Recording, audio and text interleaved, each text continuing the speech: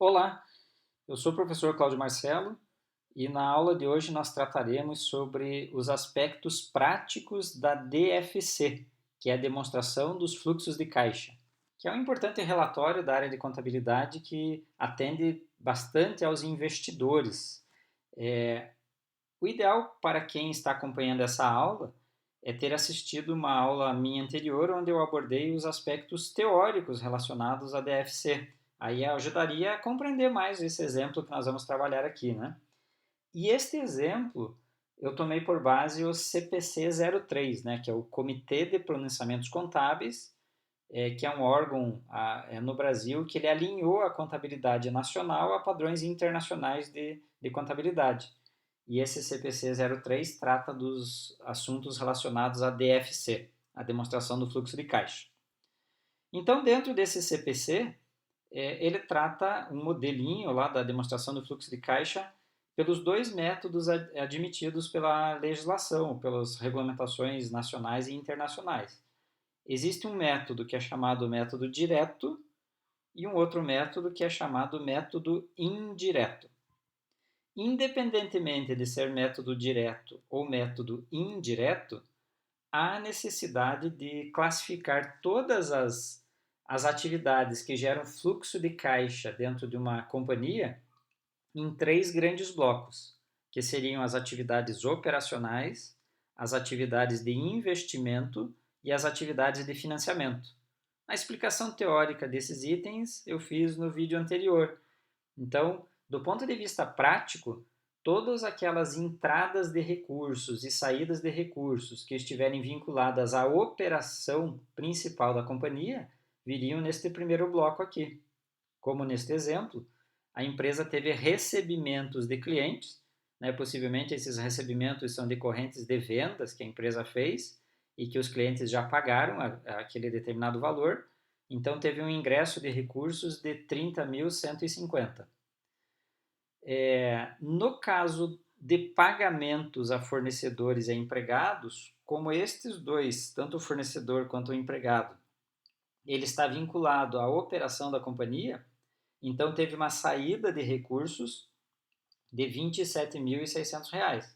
Então entrou 30.150, saiu 27.600, então teve um caixa gerado nesta operação de 2.550, ou nas operações que a empresa realizou durante o ano.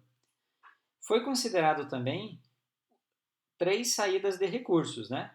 Uma através de juros pagos e outra através de imposto de renda e contribuições sociais e imposto de renda na fonte sobre os dividendos. Estes itens foram considerados então como operacionais porque de alguma forma estão relacionados à operação, na interpretação da atividade, né? Foi pago juro, por exemplo, porque essa empresa necessitou do pagamento de juros para continuar mantendo as suas atividades operacionais, por isso que teve uma saída de recursos. E o imposto de renda e a contribuição, eles dizem respeito às operações mesmo da entidade, né? Então, todas as vezes que nós identificarmos que está aqui entre parênteses, para a contabilidade, o entre parênteses sempre diminui valores, né? Então, entenderíamos que o que não está entre parênteses está somando e o que está entre parênteses diminui. Então, na atividade operacional, teve uma geração líquida de caixa de 1.380. Né? Então, este foi dentro deste primeiro bloco. No bloco de atividades de investimentos, teve uma saída de 550, saída de recursos, motivado pela aquisição de empresas controladas, né, de ações de empresas controladas. Então, houve um desembolso para adquirir estas ações. Houve também um desembolso para comprar ativo imobilizado. E houve ingresso de recursos na atividade de investimento. Por exemplo, essa empresa vendeu equipamentos e entrou recursos.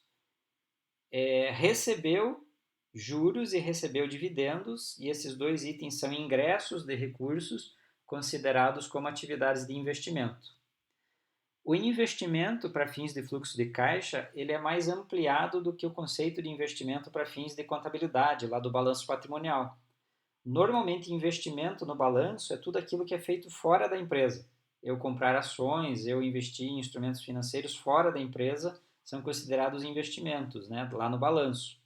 Aqui, além destes que são considerados lá no balanço como investimento, também comprar equipamentos acaba sendo considerado como investimentos por entender que aquele recurso está sendo canalizado para investir na empresa, aprimorar o seu parque tecnológico, né, o seu parque industrial.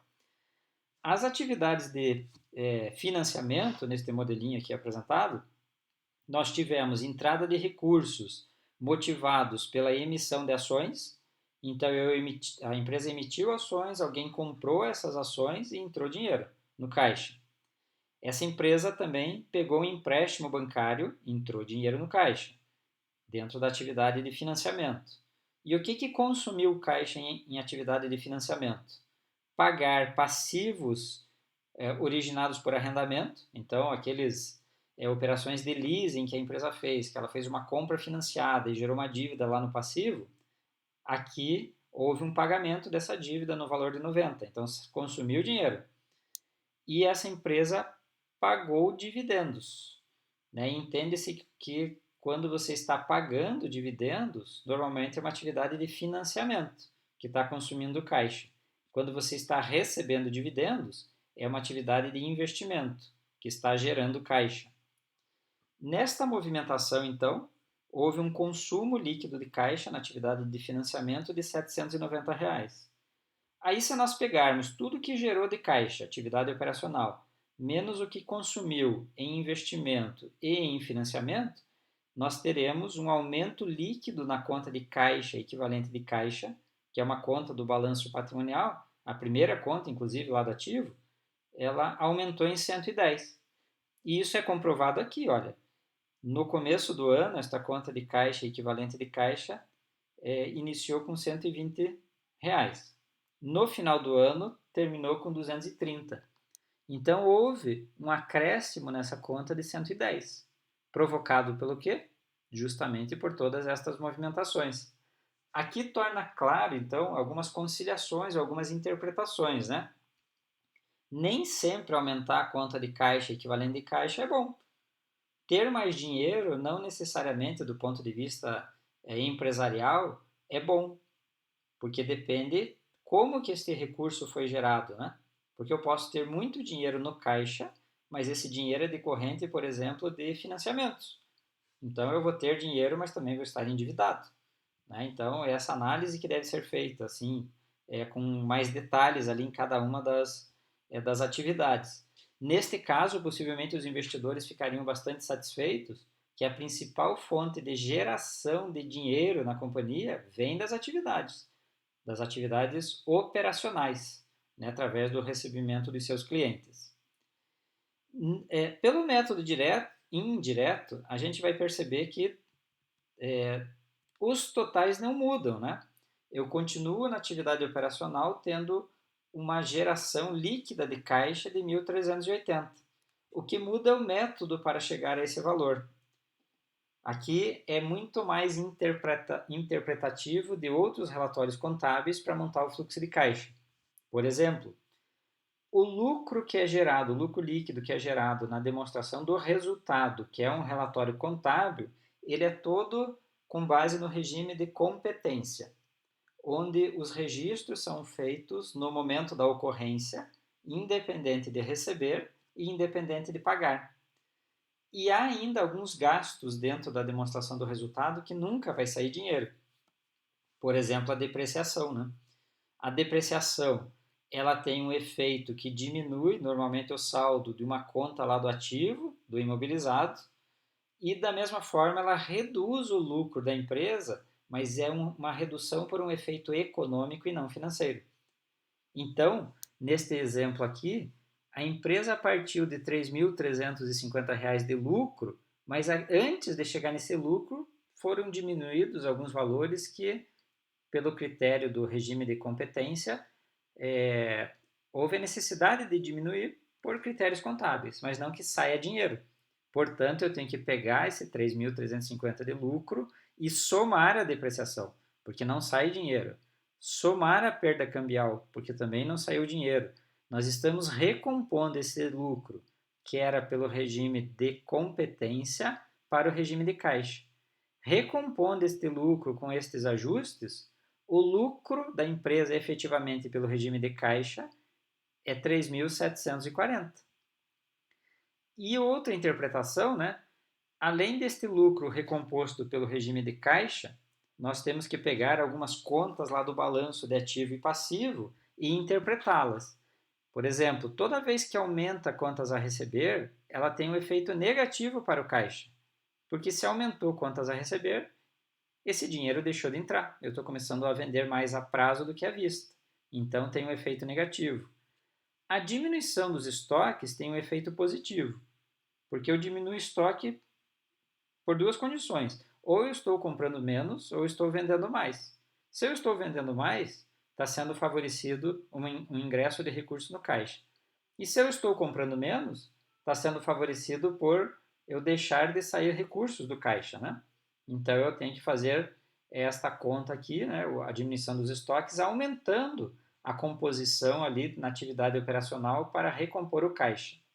E chegaria nesta movimentação nos mesmos R$ 1.380 líquidos ali que teve na atividade operacional pelo método direto. As outras duas atividades, investimento e financiamento, as movimentações são exatamente as mesmas. Então, a diferença entre os dois métodos reside na atividade operacional, na forma com que devem ser compostos estes saldos. Tá certo? Espero que a aula tenha sido produtiva, que tenha sido válido essa interpretação e esse aspecto um pouco mais prático sobre a DFC, que é tão importante dentro da análise dos investidores em relação a verificar se uma empresa está de fato gerando caixa dentro das suas atividades. Quem gostou, eu recomendaria que de alguma forma pudesse ter acesso a outros vídeos que eu tenho gravado no meu canal no YouTube, professor Cláudio Marcelo, que pode ajudar enormemente a compreender melhor assuntos relacionados à contabilidade e a finanças. Um abraço a todos e nos vemos no nosso próximo vídeo.